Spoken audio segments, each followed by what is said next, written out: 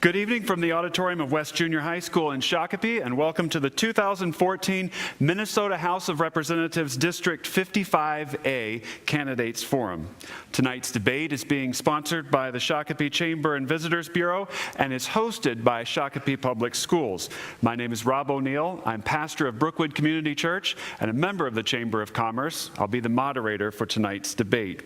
All three candidates for District 55A were invited to our forum this evening. Two of our candidates, Mr. Bob Lunan and Shakopee City Councilman Jay Whiting, are with us this evening. Would you welcome our candidates, please?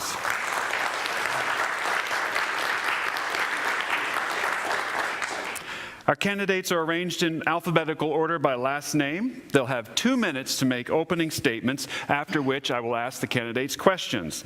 Candidates will each have 1 minute to respond to questions. In some cases, their opponents will be given 30 seconds for rebuttal remarks. And as moderator, I'll have the opportunity to ask follow-up questions, in which case the candidates will be given 30 seconds to make follow-up comments. Each candidate will now have an opportunity to make a 2-minute opening statement, and we'll begin with Mr. Lunan. Good evening. Thank you, Rob. I appreciate the opportunity to do this. My name is Bob Lunan, and I've lived in the Shakopee area here for about 31 years, raised my family here with my wife, Denise, and I've been a local business person that entire time.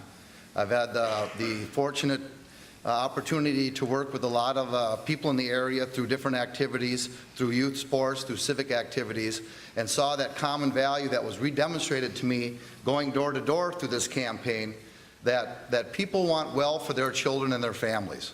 They want opportunity. When I come into this seat, what I'm looking to bring in is to push for a transportation system, a mass transportation system that has the ability to adjust the solutions to the changing problems. The money we're spending on light rail is depleting so many resources out of money we could be spending on roads. I also look to push for an education system that goes through and teaches kids the natural accountability that comes with lack of effort. Our business community here is thriving in Shakopee. We've got a lot of new opportunities. Those opportunities, the best opportunities, demand that we have skilled laborers. That falls on the onus of our school district, and to push for accountability and prioritize spending. I also look to work on the health care crisis that we have right now and the debacle that has been the MNsure website. I'm not going to stand up here and say you throw a MNsure website out. I've owned a business for many, many years. I've made the mistake way back when an employee was not doing a good job and wasn't getting their work done, of simply firing them. That did not solve the problem. What solves the problem is the solution you bring in. We need to talk about the solutions. We need to talk about the biggest problem in healthcare right now, which is the high cost. I also look to get a regulatory environment where we don't automatically assume that the citizenry is bad and that government is always good. I look forward to tonight's debate. Councilman Whiting. Thank you everyone for being here tonight. My name is Jay Whiting. I'm your current city councilman. I'm also currently the chair of SCALE and liaison to the Shakopee Diversity Alliance and the Shakopee Public Utilities. I've lived in Shakopee for 20 years, raised a family with 2 boys here in our historic home on 3rd Avenue here in Shakopee. Some of the issues that I'll be working on when I'm your state rep will be transportation issues. I think over the next 20 years, we're going to be $12 to $20 billion short of the money we need just to maintain the system we have now. Other issues I want to work on are education. I think the cost of college tuition is too high, and I would support maintaining the freeze on college tuition. I also support vocational training. I believe that apprenticeships and internships are important and can also help on reducing that college load on younger people. Along with that education point, I'd like to also consider focusing on early childhood education. I think that's important for developing young students.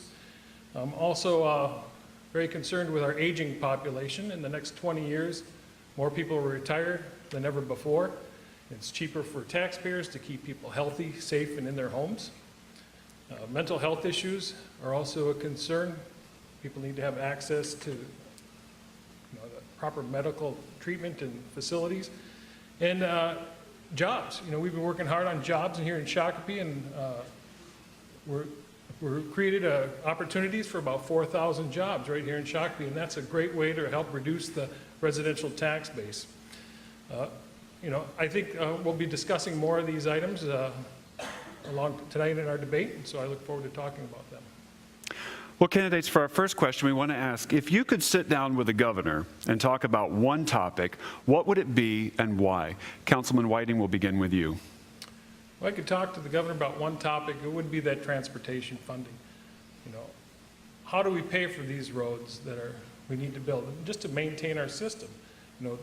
We're a car-oriented population, and we need to take a look at our roads. They're diminishing, and we have to maintain them and put money back into the funds for the roads. And we got to find a way to do that, and we got to leave every card up on the table and discuss how we can get to that point. So that's what I talk about. Mr. Lernan, if you could sit down with the governor and talk about one topic, what would it be and why? Well, I feel I would probably get better answers if I talked to the people right around him than right to him. But if I talked right to him, what I would ask him about is the situation with the current health care crisis. He comes out with a projected rate increase of 4.5%, when in fact it's going to be more like 12 to 44%. Basically playing voodoo with the numbers, and get him to talk about what the actual real problem is, which is the high cost of health care. Mr. Whiting mentioned some of the concerns of the elderly market. A lot of that revolves around the skyrocketing cost, revolved around health care cost, and talking about some of the solutions and bring legitimate pricing into the process rather than setting up just a website where people can shop their insurance. Stop talking about who's going to pay for my health care and start talking about what can we do to get those costs attacked. And I think the best solutions fall in the lap of the consumer themselves. Let's create an advocacy situation where people can go through, put in the prescription they need to get or the procedure that they're looking for, how far they're willing to drive for it, and let them go ahead and compare prices. Well, candidates, you've both mentioned transportation already this evening, and we'd like to ask a couple of questions that really do fundamentally relate to transportation. First of all, let's begin, though, with the topic that people in this district are angry about what are perceived to be heavy-handed tactics of the Met Council. What would you do about it? And Mr. Lernan, will begin with you. Well, first of all, this is going to take a strong voice in there, and it's actually going to take a choir of strong voices when we talk about the Met Council. This is an unelected body that represents 7% of the state budget and has done a whole bunch of overreaching. Basically, it's the equivalent to someone coming into your house and telling you exactly what furniture you're going to buy and where you're going to put it. The transportation budget right now is so glutted by the light rail expenditures. We spent, the last legislative session, they spent $87 million on roads throughout the entire state of Minnesota. The new light rail line proposed between Minneapolis and Eden Prairie, which just consists of 16 miles, will spend in excess of $100 million per mile. The inequity is ridiculous. We don't need more revenue in transportation. We need a valid business approach to reprioritizing the revenue we already have to doing functional expenditures. Mr. Whiting, people in this district seem to be angry about what are perceived to be heavy-handed tactics of the Met Council. What will you do about it? Well, we've already started doing some things about it through scale. We've put transportation as our legislative agenda for next year and working towards the 2040 comp plan that basically cuts many of the outer ring counties right out of the discussion. Now, people would say the Met Council is doing a great job. Well, as long as you're living in Hennepin or Ramsey County, you could say that. But out here, we get really nothing out of that whole process. The Met Council's not only going after the transit dollars, is they're trying to consolidate the water too. So Minneapolis and St. Paul have a capacity to help be able to sell water. Well, they want us to start taking water from surface water, which would be the Mississippi River, rather than having local control of the water that we already have. And we already have a major infrastructure in that now with our pumps and our pipes in the ground that we have. So those are things. Transit's a big issue that they're trying to collect every dollar for, and light rail, I think eventually in 20 years will help the system here, but right now it's hard to pay. How should we fund our transit and transportation needs? And Councilman Whiting, will begin with you. Well, great question. The transportation taxes that Shakopee and Scott County don't pay is what the Met Council would like to see out of us, that half cent or even up to a full penny they'd like to see to help funding some of that. I think there's opportunities. I'd like to see, when we had all the budget surplus, I'd like to see more money go into the transportation fund while they had it, rather than more pet projects. You know, we really have to find ways to fund all the transportation needs, and I think we need to have every tool. If you don't, if corporations aren't going to be pushed into giving people more wages, they're not going to do it. They're going to keep those profits for themselves. So I think it's a dignity issue, and I think we have a moral obligation to fight for things like that. Mr. Lunan, 30-second rebuttal. Well, first of all, dignity and equity is predicated on what you do yourself. Something outside of you can't determine your self-esteem. That's all rooted in self-discipline. As a coach, I learned a long time ago, there's nothing I can do to you as an athlete that's going to make that athlete better. That athlete has to get in the weight room, get out in the driveway, and shoot. That's how it works. There's a scoreboard in life. Some people win, some people lose. As far as sharing of the profits, some of those very companies that he expounds that are keeping those profits are owned by shares in people's retirement, senior citizen, fixed income people, teachers union, all those other people that are relying on that. And I absolutely argue with the fact that I'm sick of the environment where commerce is evil and government is good. Thank you. Candidates, we're going to move to the topic of education for just a few moments. What is an accurate way to determine whether a high school student is ready to graduate? Mr. Whiting, we'll begin with you.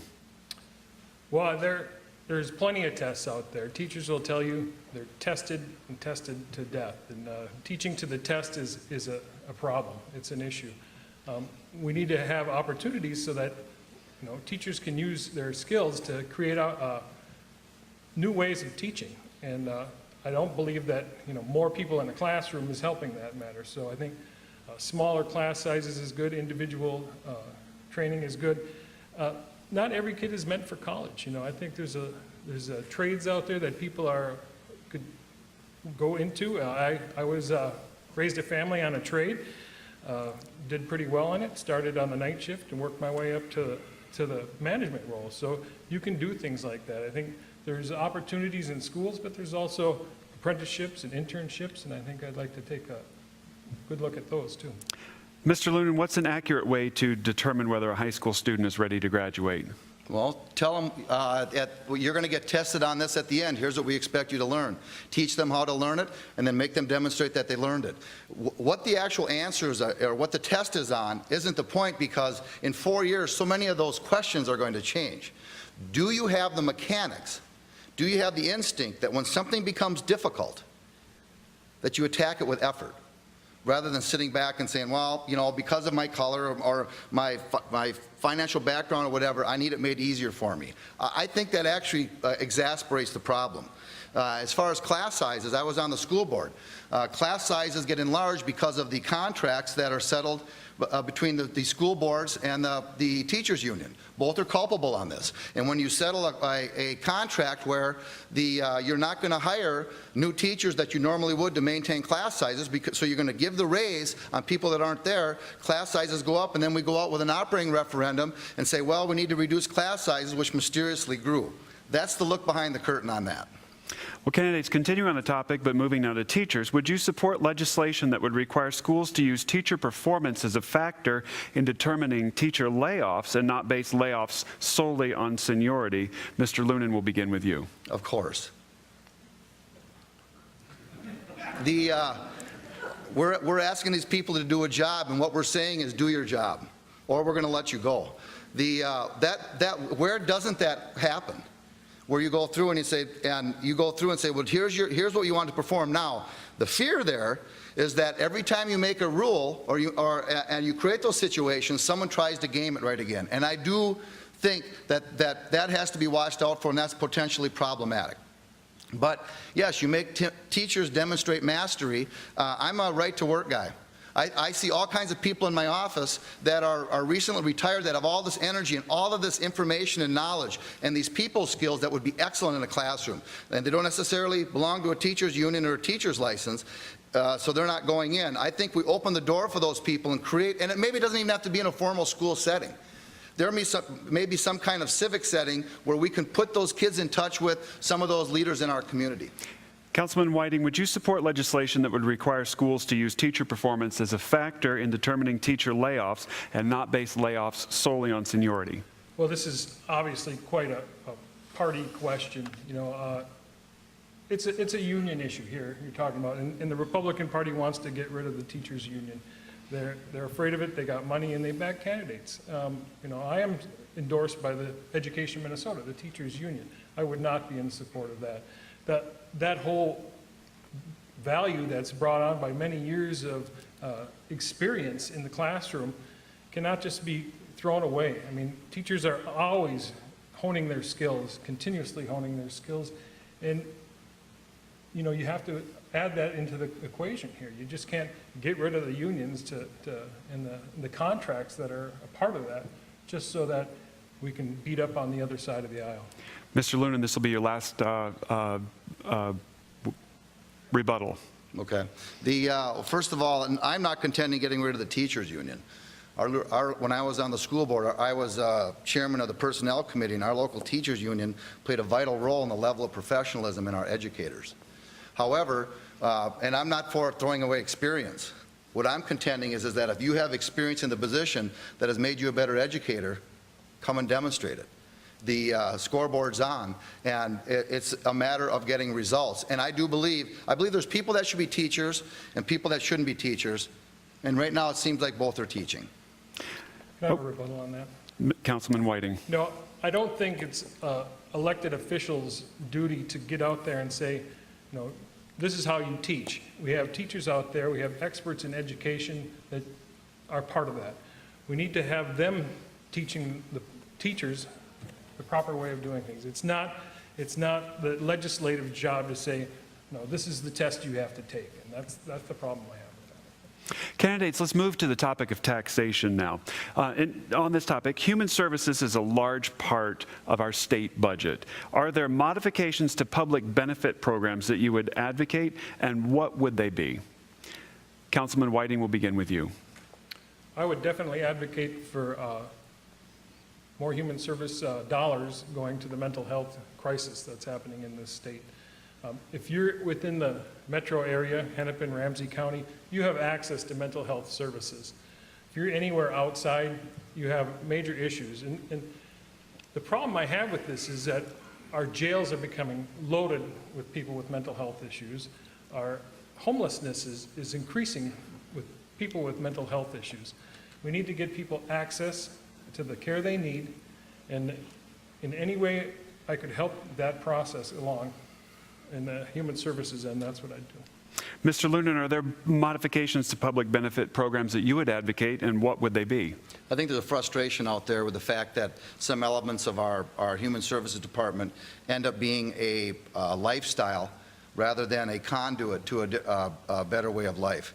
I absolutely agree with Jay regarding the scourge of mental health, and that is so hard for people to understand that aren't directly involved, and the frustration on it. I don't know what the answer is to that. I actually acquiesced to one of his previous answers that I believe that's something that professionals should be handled, because I think if there is a mistake, it could be a big mistake. So we got to be careful there. I also think that we have people that are in there that some of the solution, again, lies with self-esteem, and that we identify for them skills that they have and pair them up with situations where they can utilize those skills and get some self-value and some self-worth. Self-confidence is one of the greatest assets you can give any person. That's the greatest attribute you can put in your children. Well, candidates, between fiscal year 2009 and 13, Minnesota's total expenditures increased by almost $6 billion, from $29 to $35 billion, a nearly 20% increase. Over the same period, the cumulative rate of inflation rose around 9%. The question is, what do you think about this trajectory, and what would you do about it? Mr. Lunan, will begin with you. Could you repeat the first part of the question again? Between fiscal year 2009 and 13, Minnesota's total expenditures increased by almost $6 billion, from $29 to $35 billion, a nearly 20% increase. Over the same period, the cumulative rate of inflation rose around 9%. So what do you think about this trajectory, and what would you do about it? Well, I think one of the causes of it is the low interest rate. When the government keeps interest rate low, what it does is and I'm not calling anything good or bad here. This is how it works. When you have low interest rates, it discourages savings because it gets eroded on the basis of inflation, and it actually causes or increases the likelihood of someone spending money, typically money that they don't have, because it ends up being cheap money. That goes back to the values, again, where you create all of these safety nets. Government isn't the best answer in every situation. In fact, government isn't the best answer in most situations. Government can help, but most times government just needs to get out of the way and people need to take care of things themselves. The savings rate you have, the income potential you have, people all have these skill sets. We're in Minnesota. We're in a land of incredible opportunity. Set the opportunity out there and have the people come and get it. I believe that there's educating people about that isn't the answer. I think you have to allow in some natural consequences, which will be hard to watch. Mr. Whiting, what do you think about this trajectory and what would you do about it? Well, you mentioned 2009 and 2013. That also coincides with something we call the Great Recession. So we had a lot of people needing more services, a lot of people out of work. We had a lot of need out there. The government did what, in this case, they spent more money to help those people that needed it. In my view, they also probably created some opportunities for people to keep going and get ahead. So that's where I see that trajectory, and that's how I explain that. Now, for this part of it, we're going to have several questions, and they are business taxes too low, about right, or too high? What do you see as the impact of our business tax policy, and what would you seek to do about it? So the topic is business taxes. Are they too low, about right, or too high? What do you see as the impact of them, and what would you seek to do about it? Councilman Whiting, will begin with you. Well, in Minnesota and Shakopee especially, we've done a great job in bringing businesses here.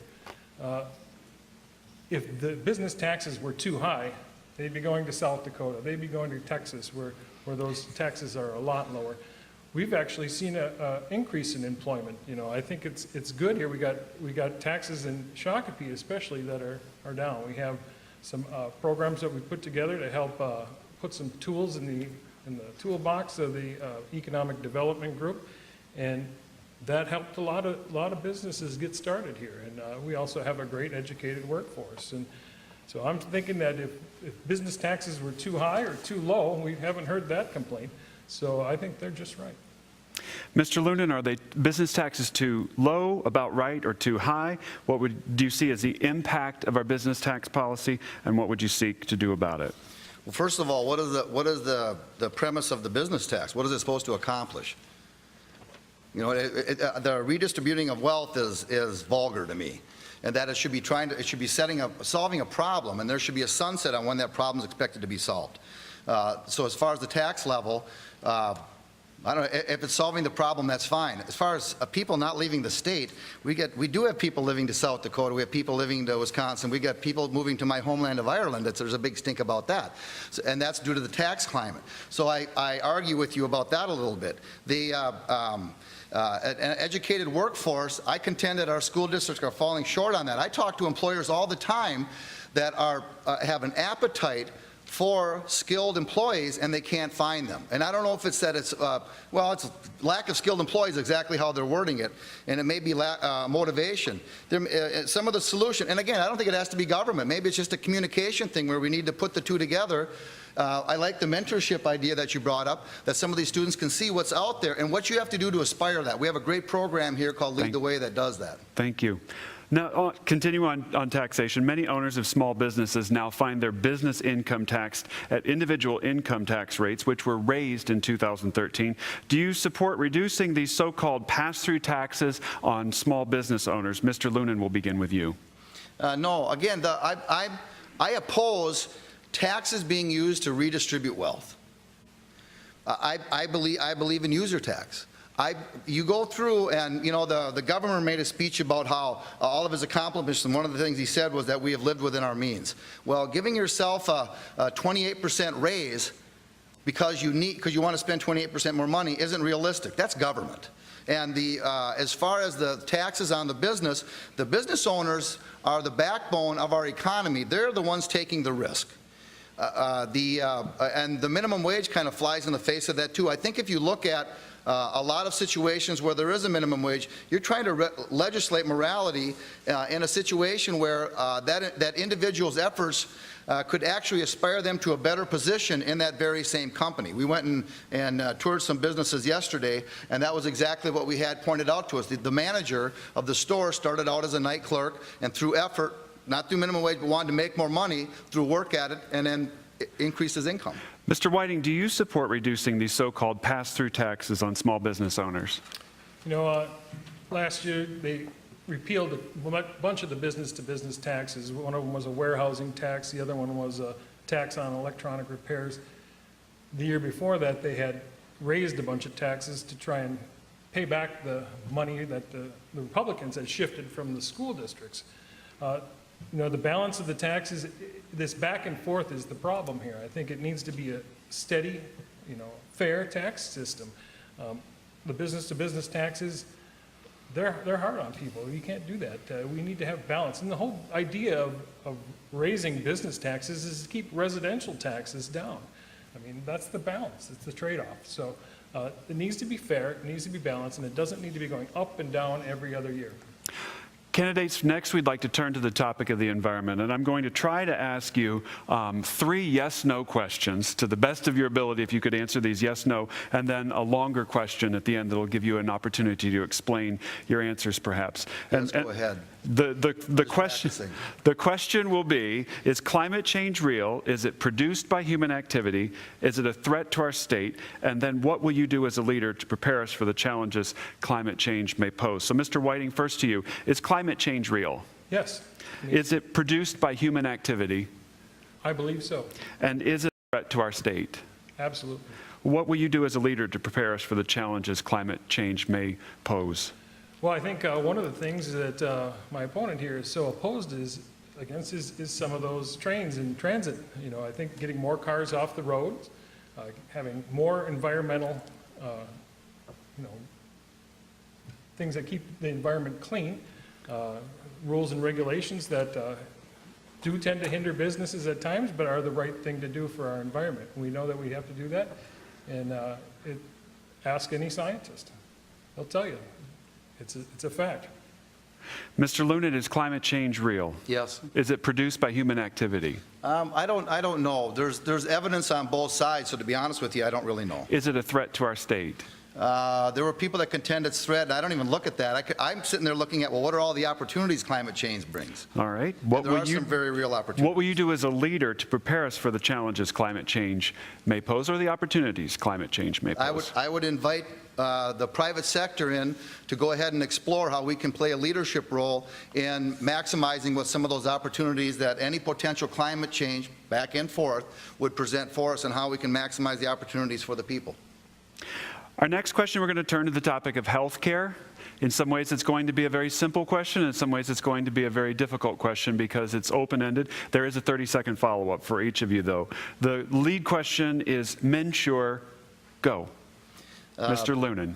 The website, there's people that are MNsure has not gone well. That's an understatement, which I don't do rarely. And we've quit talking about what the problem is, which is the high cost of health care. Obviously, the mechanics of the MNsure website hasn't done anything. Rates are going to go up 12 to 44%.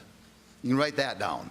There's nothing in there to incentivize a lower cost structure. Government isn't the evil person in it, but this is a classic example of government isn't the best solution either. And I think there's some opportunities with that website that we spent more on than our roads, and that let's hand it to the consumers. Let's let the people that are willing to go ahead and shop and spend the time on it, let's make it advantageous for them to bring pricing back into it. Healthcare is the one product that only after you buy it, then we tell you what it cost. Let's bring price back in. As a follow-up, what values should guide our state's health care policy and legislation? So this will be a 30-second follow-up. I think you trust the consumers first. I think the Part D Medicare plan attempted to do that with a donut hole, and that any money that any individual could negotiate down on their prescriptions went right into their pocket, because it usually, once you got into that donut hole, you were paying dollar for all your prescription costs. So as you reduced it, it would keep it down. The best solution for the high cost of health care is the consumer themselves. We also need to take a look at promoting living wills so people can decide ultimately what's going to happen in the end, where a lot of the money is spent. Councilman Whiting, Menshure, go. Bad rollout of a bad website. That's the simple answer. You know, I think it's a good idea with the Menshure plan was a good plan. You know, your kids up to age 26 can be covered. You know, your pre-existing conditions are now covered. I believe that the system will be whittled away and perfected over the years. It's like the Wright brothers, you know. They had to get the plane off the ground. And it only flew for about a year, or a year. But, you know, right now we're flying jets all over this world. So I think you have to get something going. It needed to be done. The system, the way it was broken. And then what values should guide our state's healthcare policy and legislation? Well, I think the values are the people. We have, it's that equity and you know, value in our people that we have here to keep them healthy. It's cheaper for taxpayers to keep people healthy. We're going to have more people retiring in the next 20 years than ever before. Keeping them healthy and in their homes is the best way. So that healthcare system is the best way to handle that. Actually, you're out of rebuttal time. I'm sorry, Mr. Well, Lunan. we each got one. The follow-up, the 30-second follow-up. We're going to move to the topic of energy now, and the question is, how should we provide for the energy needs of Minnesota businesses and residents? Councilman Whiting will begin with you. How should we provide For the energy needs of Minnesota businesses and residents. Well, you know, I think over the years, with our brilliant minds we have in this country, that we should be so much farther along on renewable energies than we are. One thing we found out last year is that we don't have a propane reserve for people, and we had a terrible cold winter. We don't even have a propane reserve. I think that's being built up. I think we need to look farther and expand that so we don't have these up and down costs where we had to put $20 million into an emergency plan to help people out with their heating costs. You know, I think that's the way we should go. I think we should be looking more at solar. We should be looking more at wind. Mr. Lunan, how should we provide for the energy needs of Minnesota businesses and residents? Well, I actually agree with Jay as far as the opportunities in renewable energy, not government though. Let government get out of the way and let the private sector come and do it. The people that are good at this and making it work long term. I also agree there's opportunity in wind. I know over in Europe, there are some countries that with the wind turbines have at the bottom of them biodiesel generators. That is the grid. So you're either stealing energy from the wind or you're burning grass or corn.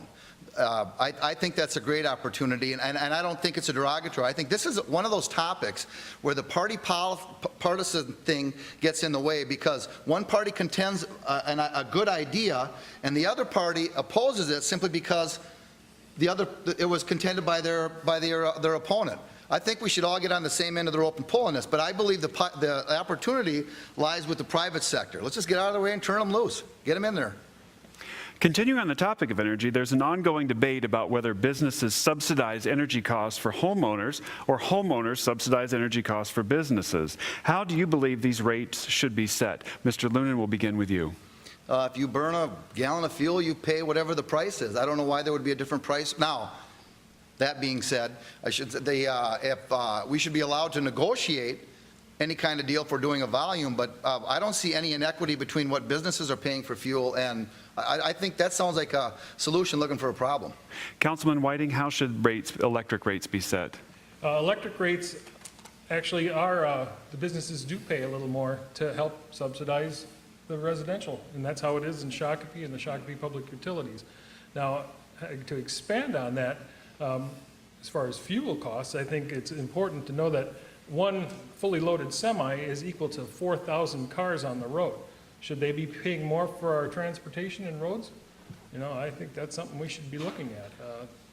The people that use the system and the infrastructure should be paying for what they use up. What do you think about the current environmental review and permitting process in Minnesota, and what would you propose doing about it? Councilman Whiting, will begin with you.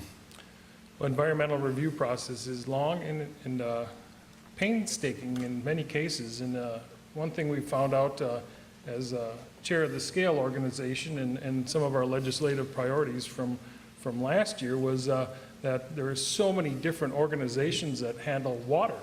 So if you're doing any kind of work on any kind of near any kind of body of water or potential wetland, you have to go through the soil and water and the different water agencies that are part of that, get their permits. So that's multi-layered.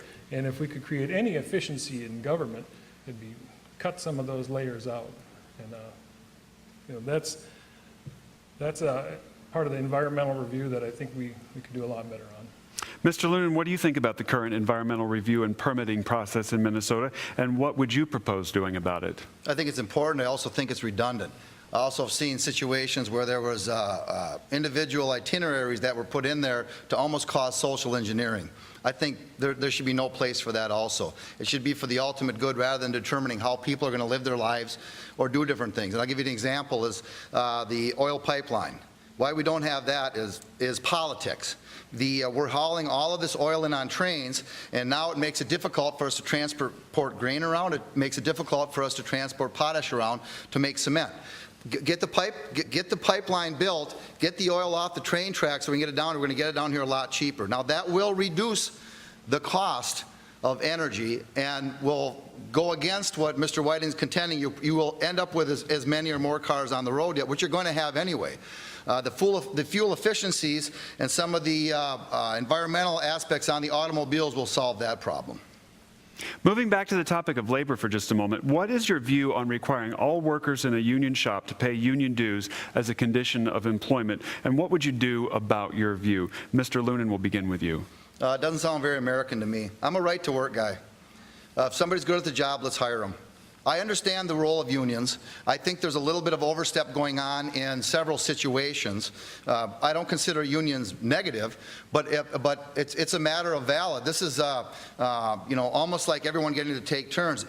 If unions bring a valid value to the table, you shouldn't have to compel people to join them. It should just be worth belonging to.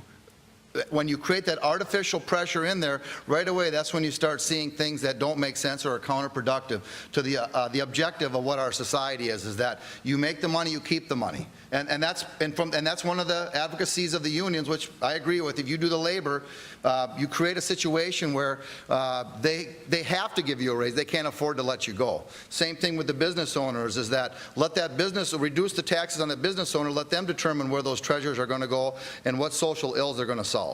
Councilman Whiting, what is your view on requiring all workers in a union shop to pay union dues as a condition of employment, and what would you do about your view? Well, if you had a union shop and you said, well, if you don't want to pay your union dues, you don't have to, you wouldn't have a union shop anymore. And from some of my management training, I remember one instructor said, if you're a bad company to work for, you're going to get a union. Well, I actually work for a union now, and the people that don't want to be represented by the union pay what's called the fair share. It's a discounted rate. But they're still represented by the union in many ways. So they're part of that negotiation process, and they're part of that contract. So they are getting value out of that contract and out of that union wage. Here again, it's a party difference, and getting rid of the unions is part of the Republican whole mantra. And if you're part of a union, you knew that coming in, so you pay your fair share. Candidates, how would you practically work with members of a different party? Councilman Whiting, will begin with you. Well, that's a great question. I've been in this community for 20 years and been on 19 different boards and organizations. One of the ones I remember most about working together was as chair of the Shakopee 150th celebration. We brought more people together than ever before in my recollection. That's the way I like to lead, is a process leader. Getting everybody's input, boiling it all down and coming up with a solution that's not going to make everybody happy, but it's going to work together. Working across the lines is the same thing. If it's a good idea for Shakopee and for this district, and it comes from the other side of the aisle, I don't care. If it's good for us, I'm going to be with it. So that's how I plan to work. Mr. Lunan, how would you practically work with members of a different party? 2014 is the 40th anniversary of when, in Minnesota, state legislators were allowed to designate themselves in a political party. I think it was one of the most ridiculous things we've done in governance in Minnesota. And ever since then, it's created teams. We got to elect people that don't just work across the aisle, but maybe aren't even aware of the fact that there is an aisle, that we've got shared values. I've gotten to talk to a lot of different people that are in the legislature. I've got to talk to a lot of people going door to door in town. We've got the labels, got that, you know, Republican, Democrat. If they didn't tell me that word, most of them I wouldn't be able to tell what they are. People want better for their kids. They want fair. That we're all the same. And so that's just a matter of having a conversation. First of all, establishing what we all agree on, which up there right now, it seems to be so dysfunctional that we can't even do that. That we can't even talk about that. I was raised in an Irish family. I'm used to getting into a all-out argument and 10 minutes later helping whoever it was cook whatever meal we're going to eat. So I understand putting down the shield and the sword. Mr. Whiting, 30-second rebuttal. You know, that's kind of the reason why I wanted to run for this seat. I see the polarizing effects of party politics, and it just sickens me. I just think that there's no statesman anymore, and they're all teams on one side of the aisle. And it's, I think Representative Beard put it best when he said, you know, one of those gotcha moments, they throw in one of those amendments at the end.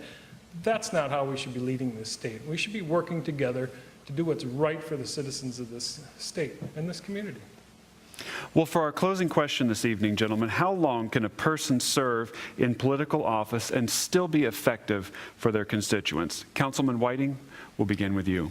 Well, I think that's a unique question for us because neither of us have been in a position where we've held this seat forever at any time. So, you know, I think if they're adding value and they're doing a good job and they're learning new things and not continuing to put up fences and roadblocks for people, I think they can go on for as long as they're willing to work towards that goal.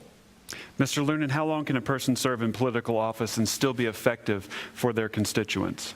Well, I think that question goes to the voters, and I think legislators know when it's time to move on, when their hot for the game is done. I oppose term limits simply because I think that's a lazy way out. I think the electorate needs to be active, be engaged, maybe not all the time. You don't have to sit up every morning in bed and go, politics. But I think what you do have to do is kind of pay attention to what's going on and where people stand on things, and then get in there and cast your vote and have conversations. I think that's part of being an adult. And I've seen legislators that are you know, been in office forever that are still highly effective and have all of this experience, all of this expertise, the statesmanship and communication skills. I've seen people who should have gotten out at the end of the first hour they were there simply because of the priorities had or why they were there, or kowtowing back down to the strength that is the party leadership, telling them this is where we need you to vote. That I suspect that's going to be one of the differences between the two of us is I'm going to be my own man. Well, our time together is coming to a close this evening. Anyone who has questions who have not been answered yet can ask the questions this evening after the debate to the candidates themselves, or can contact the respective campaign offices. You can also find out more about our candidates at the Chamber's website, shakopee.org. Each candidate will now have 1 minute to make a closing statement, and we will begin with Mr. Lunan. Well, again, I appreciate your vote. My name is Bob Lunan, and I appreciate all the efforts people put into putting together tonight. I am not for a strong centralized government. I am a believer in self-determination. I think the tax dollars that are the treasures that are harvested here in Scott County should be spent here in Scott County.